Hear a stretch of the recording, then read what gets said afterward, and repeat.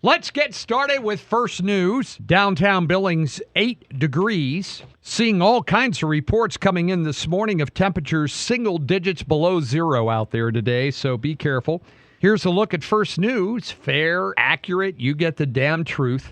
Diplomats and other officials said there have been several sticking points in ceasefire talks in the war between Israel and the terrorist. Even as conditions for an agreement appear to be ripe, Israel's military has killed now nearly all of the militant group's top leaders. Almost all of them they've taken out. Tens of thousands of Israelis who were evacuated from the border months ago. They want to go home now, and the world wants to stop that conflict. On the other hand, you have Joe Biden and Kamala Harris's approach when it comes to dealing with Russia.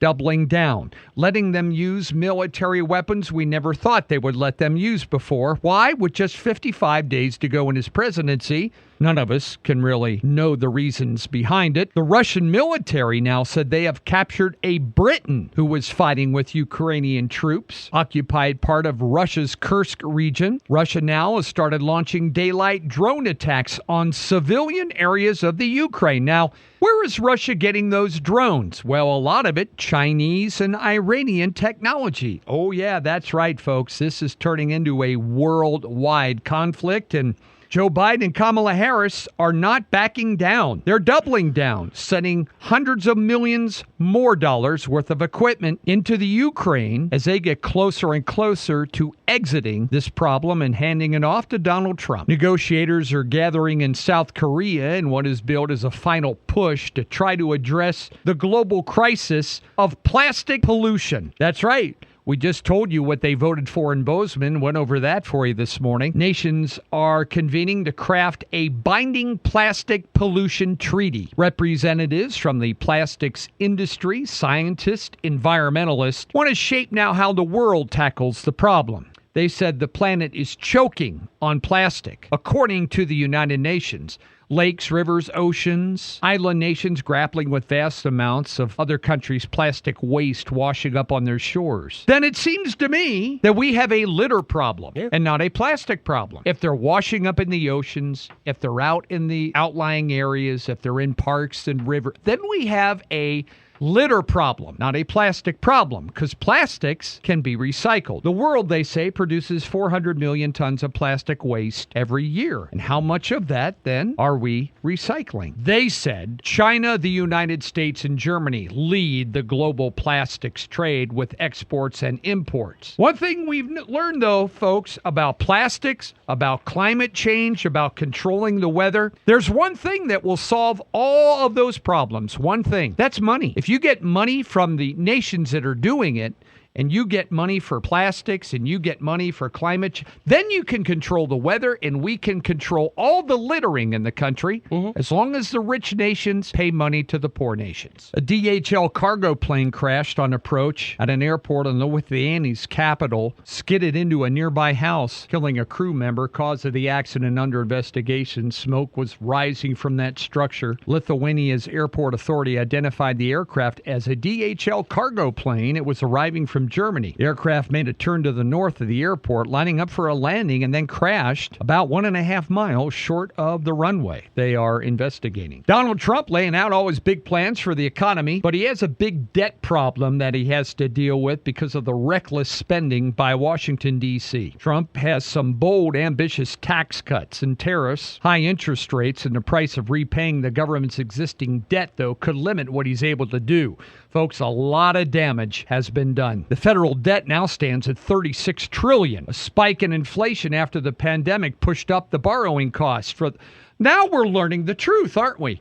Now that the election is over, we're learning that all that government spending, folks, racked up inflation. Now, AP didn't tell you that before the election, but now they are. Yeah. And Donald Trump's going to have to deal with it. $36 trillion. Donald Trump is also putting Elon Musk and Vivek Ramaswamy in charge of efficiency, the Department of Government Efficiency, looking in the way that we conduct business as our bureaucracy and government has grown so large, so big, so out of control. It's Not known yet whether we can stop it or not. Donald Trump said he's going to nominate former White House aide Brooke Rollins to be his ag secretary. Rollins heads up the Trump Ally American First Policy Institute, director of his Office of American Innovation. That nomination has to be confirmed by the Senate. Rollins would succeed Tom Vilsack. That was Joe Biden's ag secretary. They oversee a sprawling agency, controls policies, regulations, aid programs related to farming, forestry, ranching, food quality, and nutrition.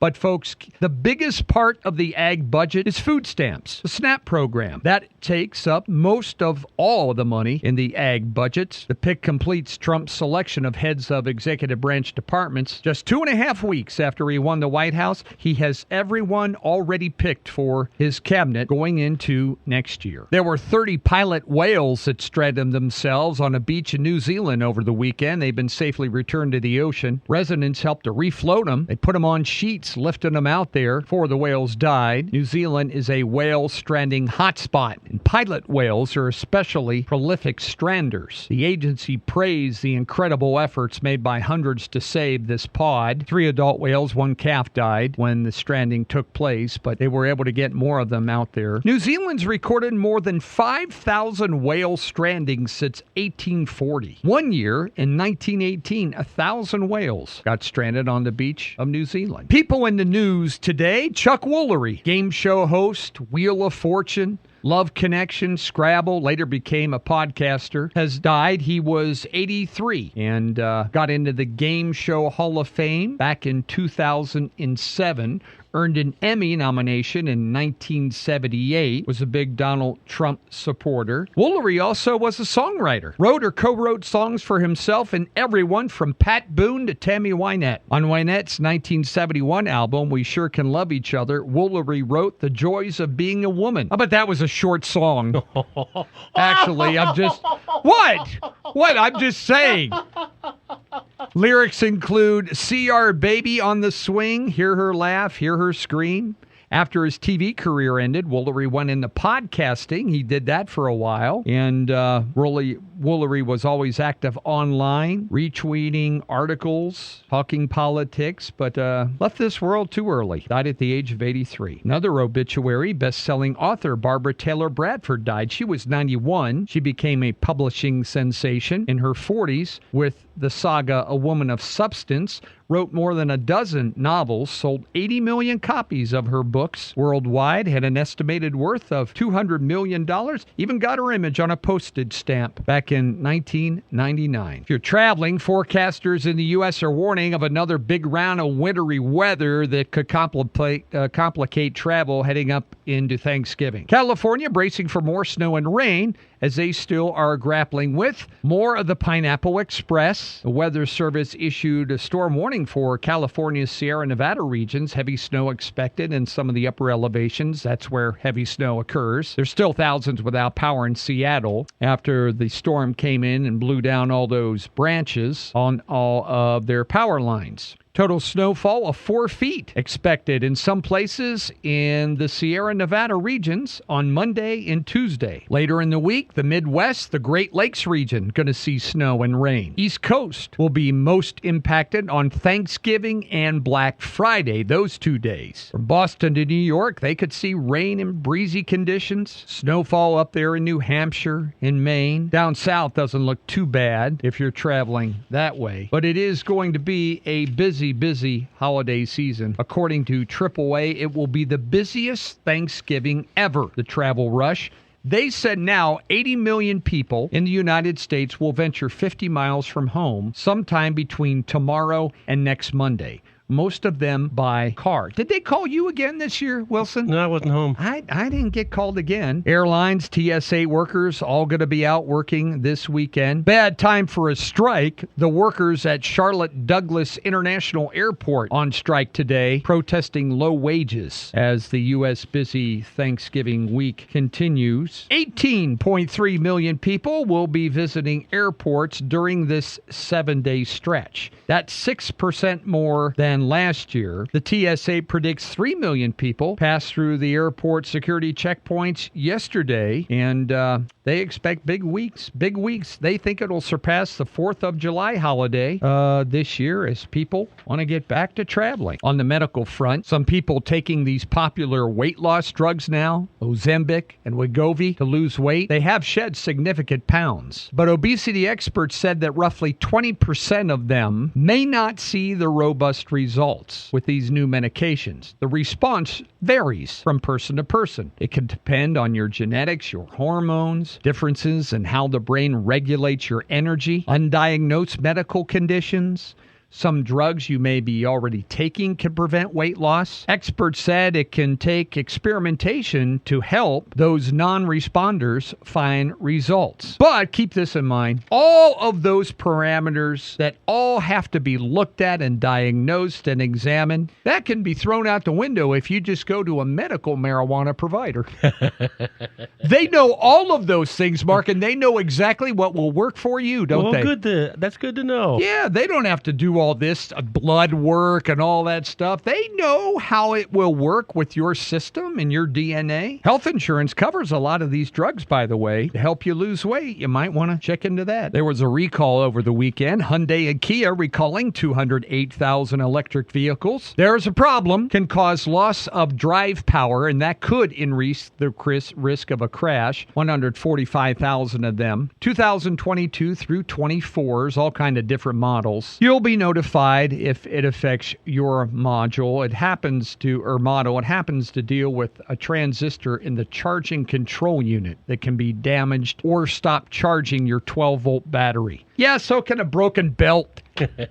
But we don't recall cars for that. But now, folks, we recall everything. Too many lawyers chasing those problems out there. Shares are mostly higher in Europe today. Europe and Asia tracking last week's gains. Oil prices declined over the weekend. You see our gas went down a little bit in front of the Thanksgiving weekend. That's good. On Friday, as far as the S&P, it was up 0.3. NASDAQ up 0.2. Dow also, industrial, logged a record close on Friday, which is good. There's a lot of optimism right now. Some of the companies that did not well, some that have vowed to look at the way they process foods now that Robert F. Kennedy Jr. is being put in the Health and Human Service Department, going to try to stop allowing Thank you. The SNAP program beneficiaries from using your food stamps to buy soda, candy, ice cream, other junk foods. Here, about time. I've called on that for many, many years now. They can barcode it. And Earth is parting company with an asteroid that's been tagging along as a mini moon for the past 2 months. This space rock will finally peel away today, overcome by a stronger tug of the sun's gravity. It'll stick around. It'll pass within 1 million miles of Earth in January.